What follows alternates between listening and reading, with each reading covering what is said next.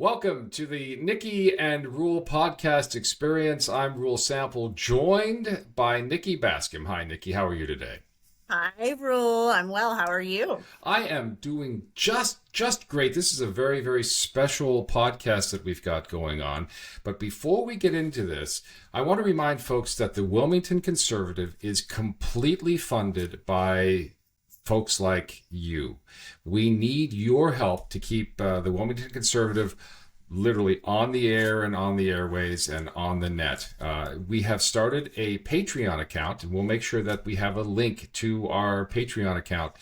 We have different levels of subscription plans, from a very basic all the way up to a position on the editorial board where you can give us input and direction of the Wilmington Conservative. We have merch that you can get along the way, and all levels actually get access to the live podcast feed every week. So you can listen to the live podcast, give us questions while we're doing it at a very minimal cost, but everything that you subscribe to helps us keep the Wilmington Conservative on the air. So make sure that you check out that link in the show notes, and we really do appreciate your support.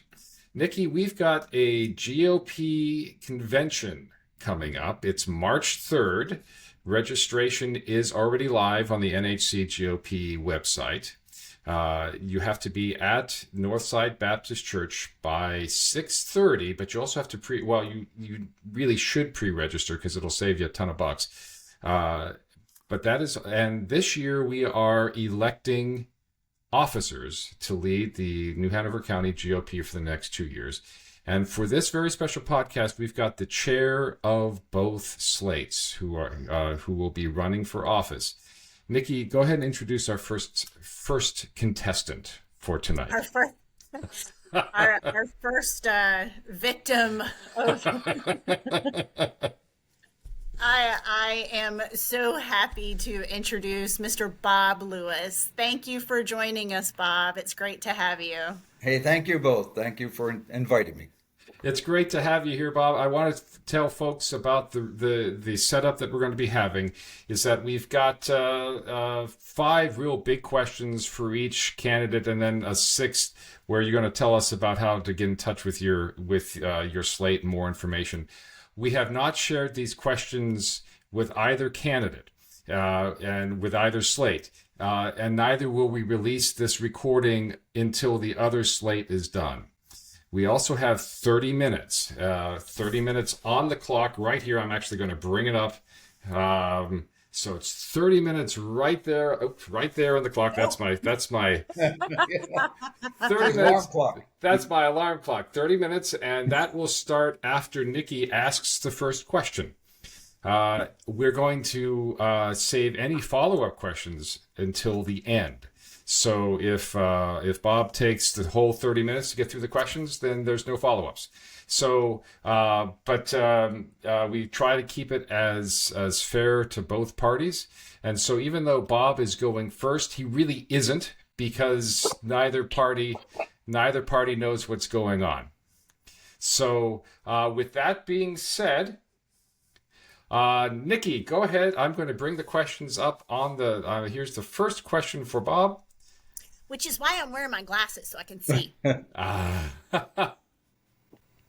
And please forgive me for my dog barking. Okay, Mr. Lewis or Bob. Would you like Mr. Lewis or just Bob. plain? I'm good. I'm great. So, how did you decide to run for the chairman of the New Hanover County GOP?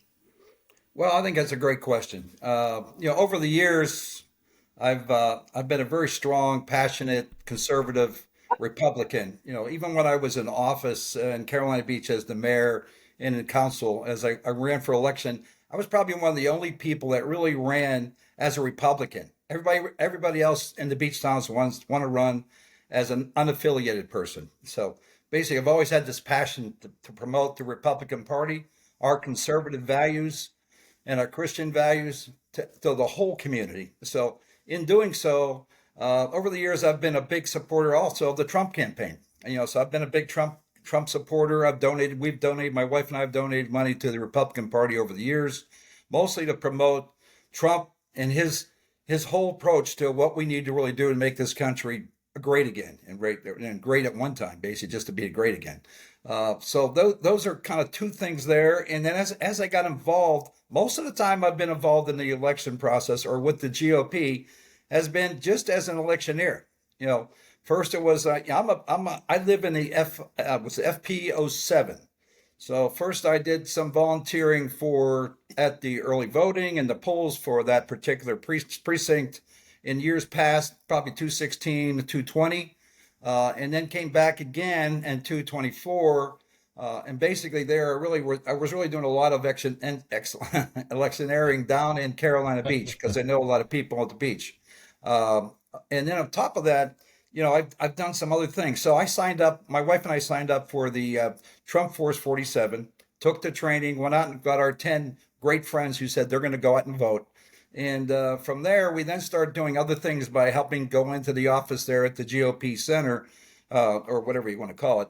And then putting signs together, taking signs out and putting the signs up in my neighborhood. And basically then going door knocking and doing the phone bank, basically, to try and get people out to vote when we had the call to go out to vote. In that whole process, people kept saying, Bob, why don't you become part of the GOP, get more involved in the GOP? I'm going to be totally honest with everybody. I'm totally transparent. So I had never been to the GOP office, or whatever you call it, in here in New Hanover County, till probably in August. In August, we then went in, and my wife went in, and we signed up basically to volunteer for Trump, of course, the Trump Force 47, because Hamilton was the only person in the building at the time. And then every time we did visit the building, Hamilton, who was running the Trump campaign, was the only person there. But we'd also signed up to be part of the GOP to promote people like Nikki and other really conservative value people who really should be in office driving this thing, especially as it relates to our school district. I think there's been problems in our school district for years, and I've always felt bad because I run a nonprofit in the lower part of New Hanover County, and we contribute tons of money and tons of technology to children's programs, including the school. And when I see what goes on there and what's gone on over the years, it's been heartbreaking. So I'm really excited about the people that we have now. We have 5 great Republicans on there, and I'm hoping they all vote together. They all stay together as a team and go forward. But what was it? The precinct chair down in the area down in Carolina Beach, Curry Beach area, basically asked me if I would be part of her slate. So I said, okay, I'll consider being part of her slate. And she actually initially wanted to be part of her slate as the treasurer.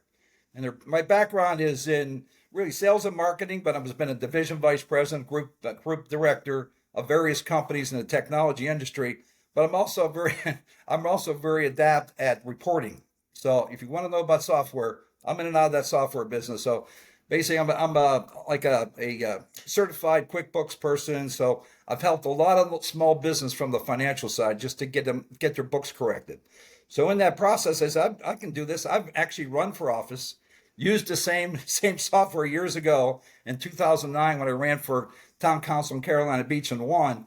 So I know what the system is, how it works. Unfortunately, it's a manual system. We're way behind at years with what's going on in our election, New Hanover County Elections Board up there. But in a sense, it still works. It's just a lot of manual efforts. So I said, I can do that for you, and I'll get your reports. That was initially, and then they were looking to work with somebody. Actually, they were talking about John. John was considering being the chair of a slate. And at the time, he was really kind of looking around, who does he want to work with, and decided he was in the middle. And at that time, we all decided, well, if you're in the middle, I think you should just move on and do whatever you want to do. And he did. And I'm glad he did. He actually formed himself another slate, which is great. So at that time, everybody in that our group, we had been meeting for a couple months. Everybody in the group had been meeting for months. I said, Bob, would you take over and be the chair? You're retired. Got a lot of experience, you got a lot of business experience. You're probably the only person in the area that's actually been elected that's running for an office. I think that would be smart. And, I told him, well, I would be interested. I said, but I don't know a lot about it. But when I did studying and came back and said, okay, I'll be the chair. And from that point on, we just started building this slate, which I think is very powerful, and it'll be very successful for the GOP. Okay. Nikki's got the next question for you. Hang on just a second. Let me pull that on up for you.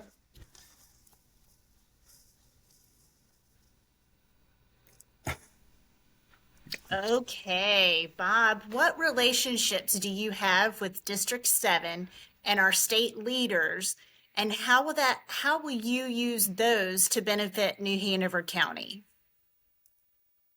From the District 7 side, basically, I know Mike Lee. Basically, I'm introduced to Mike Lee. I've known him probably for a period of time since he's been running for election. Our relationship is this, I think he's seen me numerous times out on early voting at the polls. Basically, that's where I've really seen Mike. I don't have a personal relationship with him, but over the years, I've also have good relationship with Charlie Miller. I've known Charlie for a long time. Ted Davis, I knew Ted Davis and Bill Rabin. They're not in our district, but basically those people. Bill is a senator here at the state, and Ted is on the legislature. He's a legislator in the state. I knew Bill probably back when I was in office as mayor. Him and Ted helped us, along with Carolyn Davis and Carolyn Justice, and Tom Goolsby, helped us secure $1.2 million in grant money to redo and rebuild and redesign the Carolina Beach Boardwalk. At the time, we were looking to kind of replace it. It was in distress. We looked at how can we take a look at this thing and make it better. We designed a new boardwalk with 7 wheelchair accesses, and so the $1.2 million was strictly for the 7 wheelchair accesses. It wasn't for putting up a new boardwalk. What a great thing to do. At the same time, we needed another $500,000 to complete the infrastructure for the project. I went to the county. At the time, we had, fortunate for me, we had great Republicans there. We had Beth Dawson and we had Woody White, who took up basically the charge and basically pushed $500,000 grant back over to us as well. And they had never done that at the beach in all the years. We've never seen that kind of money come to the beach. But there's a real value in the beaches, and there's a real value within Wilmington is in the tourism. Right now, we're getting $27 million comes back to the New Hanover County in various ways for the room occupancy tax. And if you take a look at the room occupancy tax, tourism generates about $1.5 billion worth of tourism for businesses and everybody in our community. That's the lifeblood. Unfortunately, right now, the Corps of Engineers have decided they're not going to put sand on the beach. They're not putting sand on the beach when they're supposed to have it this year. And based upon the cost. The cost used to be when I was in office, and that was about 10 years ago. So it was about $10 to $11 million to re-nourish Carolina Beach and Curry Beach, and another $4 million that would do Wrightsville Beach. Well, that money all of a sudden has tripled. So just to do Carolina Beach and Curry Beach is now $31 million. And basically those dollars aren't there. And so the Corps decided, well, we're not going to do the project. So they had allocated about 15 or 16 million, and it was double that cost. So they just run away. This is going to greatly impact tourism if we don't get sand on the beach. One of these big storms come through, they're going to suck out that sand. There isn't going to be much left for us during the summer. So everybody's concerned. And the fortunate thing is I know people at the feds that are still at the feds, and I know our state support. So if you take a look at how those dollars work for us, that the feds are supposed to be providing about 70% of the dollars to make that happen.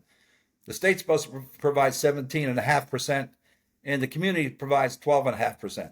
At the end of the day, those numbers are huge now because of the size of that project. So those are the people I know. Those are people I've worked with over the years. Have I worked with anybody else? Well, I work with the county commissioners. Leanne Pierce, know her very well. She's a friend of mine. Over the years, I've known Bill Ravenbark, but really don't know him that well. I've got to meet Dane basically in the election process. He came numerous times to Carolina Beach to help really drive his own success. So that was great. I think I saw Nikki. I saw you down there a couple times when I was down there campaigning as well. But that's kind of about it. Okay. Next question is from me, actually. Let me bring that up. Take these off now. Bob, according to the latest numbers from the Board of Elections, New Hanover is fairly split between Republicans and Democrats, but we have a large independent bloc that votes Democrat. How will you keep Republicans competitive at the polls? Well, that's kind of I look at it as a two-part question, really. Right now, and I'm using this from numbers that Nevin put out, so I don't know if this is true or not because there's questions by the audience at the last town hall meeting. Do we have 1,200 volunteers? Do we have a list of 1,200 volunteers who are actually going out and doing something at the polls? And if we had 1,200, my opinion is we need to reach out and we need to make that 2,500. We need to double those numbers. And we also got to be really brave and go down to the inner city. We got to get down to the city of Wilmington and start putting people down there at campaigning during the early voting as well as during election day. I was doing early voting and everybody kept coming back. There's nobody downtown. There's nobody downtown. It happened 3 or 4 times. I probably was in Carolina Beach campaigning as electioneer about almost every day in the early voting. 2 or 3 hours here, 4 hours here. It was morning, noon, and night type thing. And the reason I did it is because I run a large nonprofit down in at the beach area. Well, actually, it's in from Lucky Junction south. We have 250 members, and I would say out of the 250, there's probably a good 60 or 70% are Republicans, and then there's a real big area of unaffiliated, and then there's a small group of Democrats. In my opinion, that's just the way I see it rolling out. But I was able then to call people basically or text people and say, hey, the line's slow, the line's short, come on up. And so I could get people, friends of mine in the community to come up and vote. I think right now, if you take a look at that, really take a look at what's going on, we need to get more volunteers. We need to make sure every single one of our precincts has a leadership team in place. I don't have the numbers because I'm only listening to what Nevin said and other people in the executive board that's there today, but they said, we didn't have all of the precincts did not have a leadership team. Or if they had a leadership team, some of them quit. So you had really an example, they said there was 10 or 11 precincts that had no leadership there driving them. I don't know if that's true or not, but that was what they admitted to. There was like 10 or 11 of those. We need to fill those before we do anything. We need to fill those to get out there. The last thing I would say is that one thing I saw when I was in early voting is that, unfortunately, I could tell the people who are voting for Democrats and people who are voting for Republicans because you have a red and blue tent. There were a lot of people that really weren't voting for basically down ticket, but they were voting for Trump. And they would come over and take a picture with the Trump placard. At the end of the day, when I take a look at that, it would have been great for us to capture those people with their phone number and name.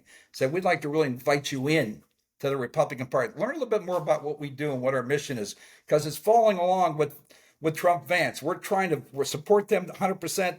The things that we're doing, we're conservative, and we're following what they're doing. I think we would be able to we might have picked up, I don't know, maybe a couple 500 people that we'd be able to identify now and get out to and communicate with. That was my opinion. Okay. Our next question. Again, I'll give Nikki a break here.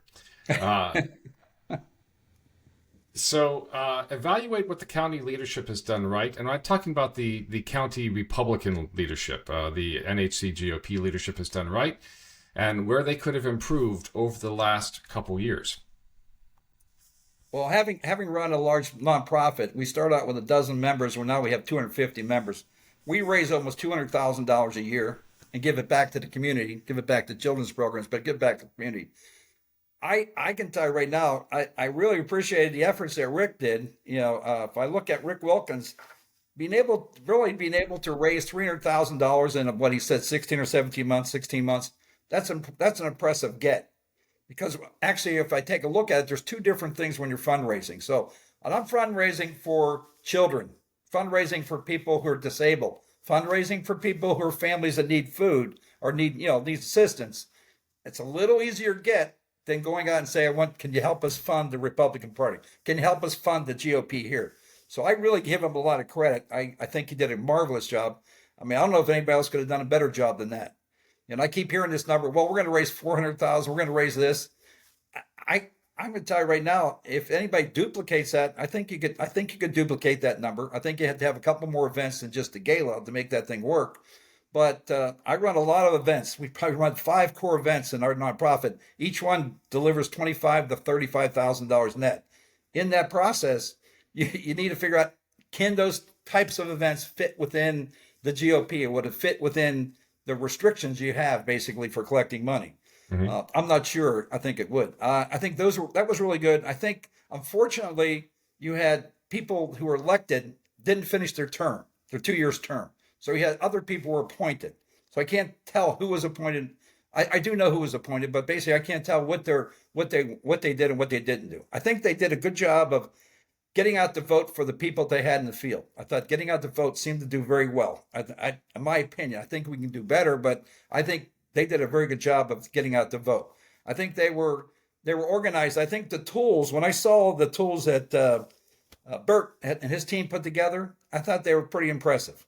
I think he's done a great job of integrating and pulling the data, because I'm a data guy, pulling that data together. I think there's some improvements now with AI, and there's some other things we could do probably to get information to people in real time versus waiting overnight.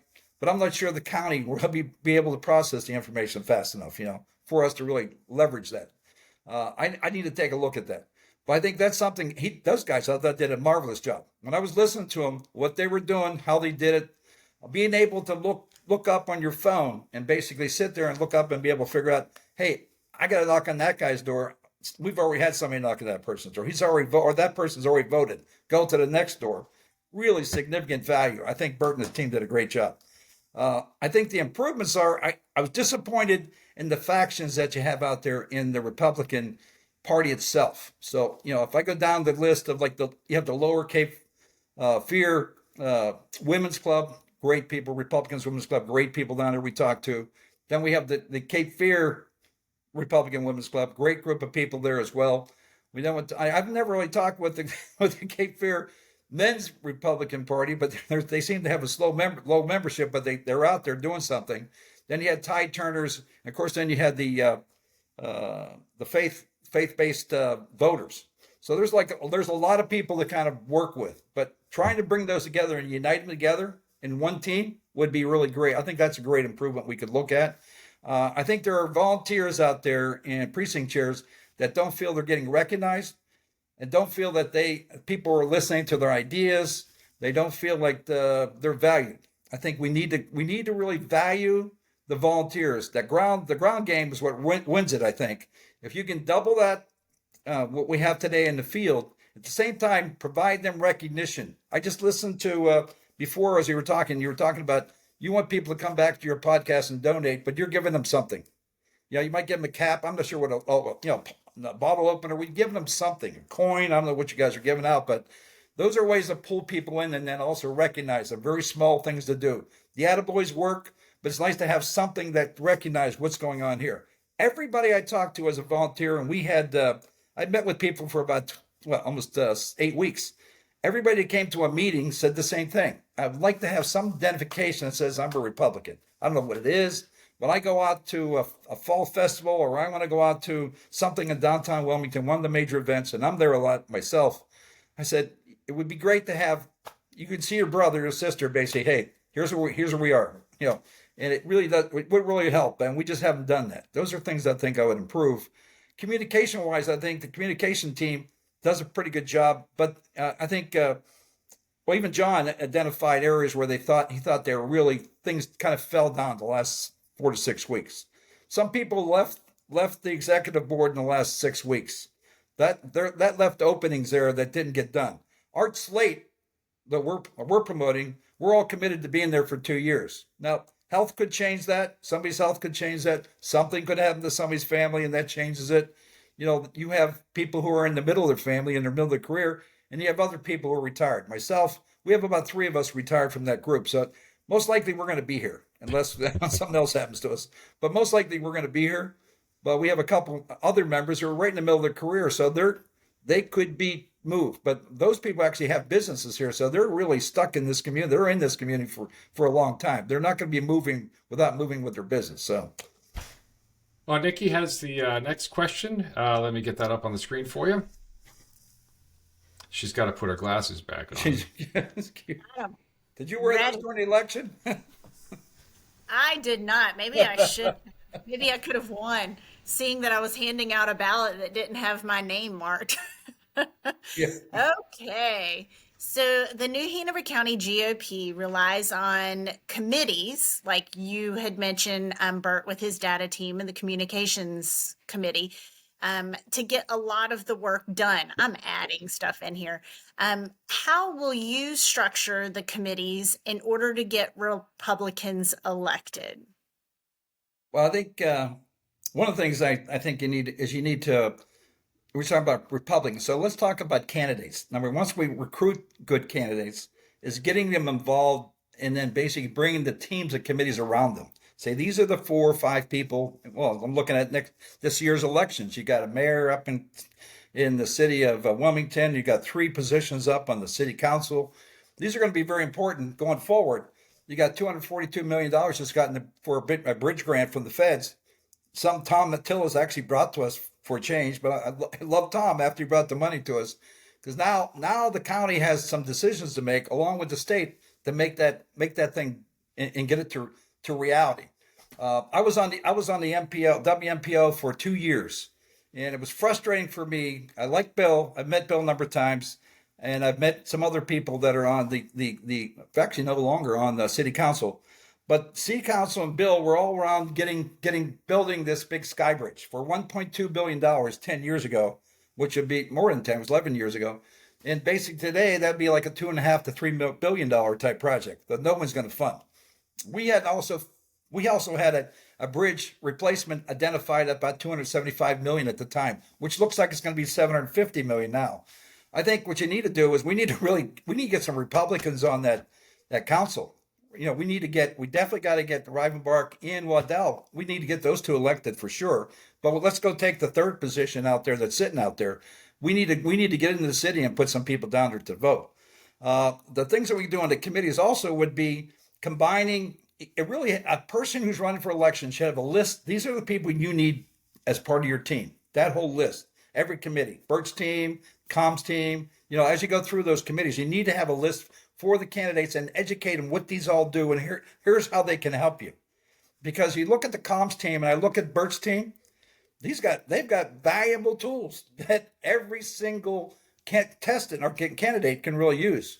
And I think it's very important that we get those out there and get them using those things because they're pretty valuable. Anybody who was out knocking on doors will tell you this thing here was the most valuable tool. And it was because of Bert and his team, not because because you have a phone number or you have a GPS on here, but it just makes it easier to kind of get out there and know what's going on.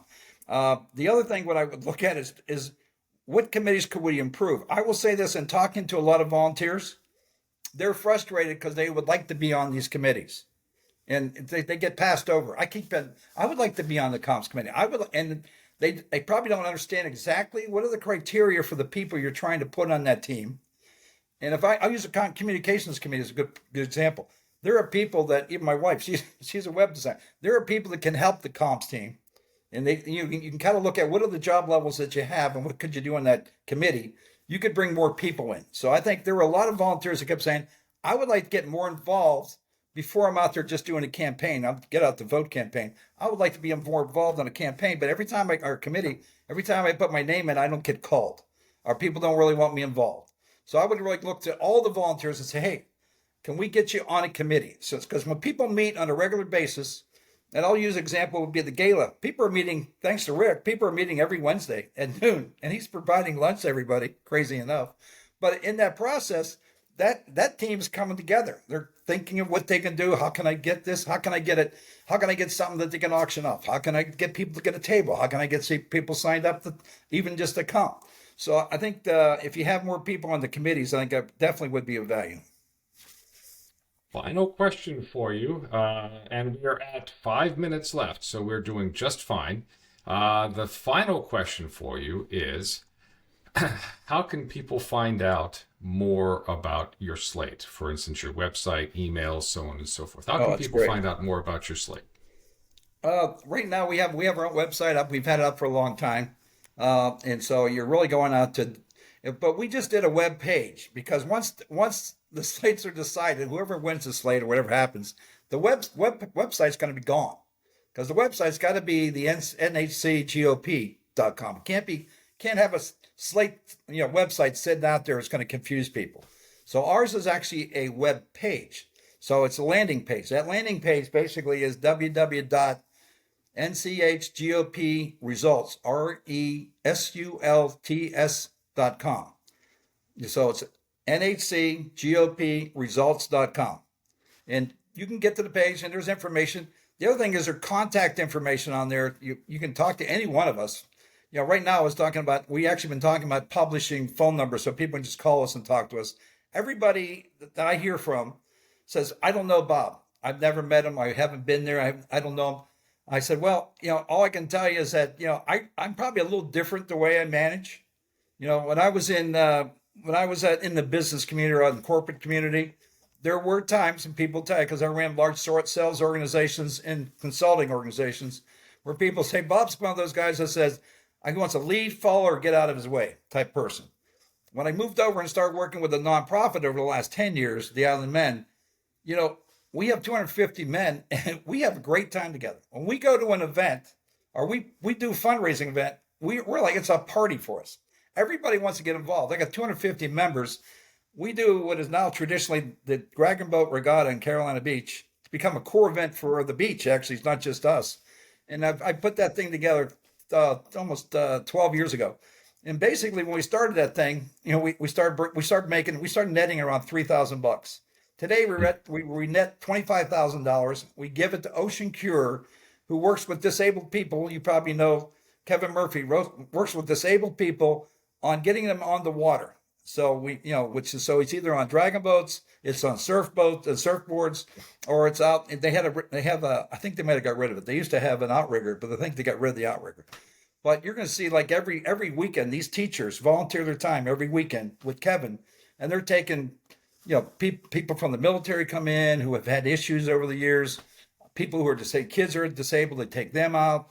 I mean, it's a great thing that's happening in this beach. And Kevin also has been really instrumental in getting people from using the beach access, the wheelchair accesses that we have at the beach areas in Carolina, Curry Beach, and now I think in Wrightsville Beach, and using them basically once you get to the sand, is he's also built mats to hold people so that the wheelchair can actually move in further in. And then we have 30 of these great water beach chairs, which you put somebody in them, they float. You can actually put somebody in the water. So I'm not saying you're going to go deep, but you get the splashes over your legs and your body a little bit. It's pretty cool.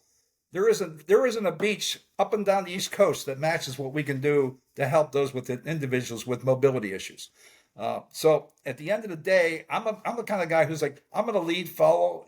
I'm not a lead, follow, and get out of my way type of guy. I'm more like, I'll go out and do whatever it takes. You guys can follow me or you guys can do your own. Somebody always says, Bob, we have, you're like the face of the Island Men. I said, we have 250 faces.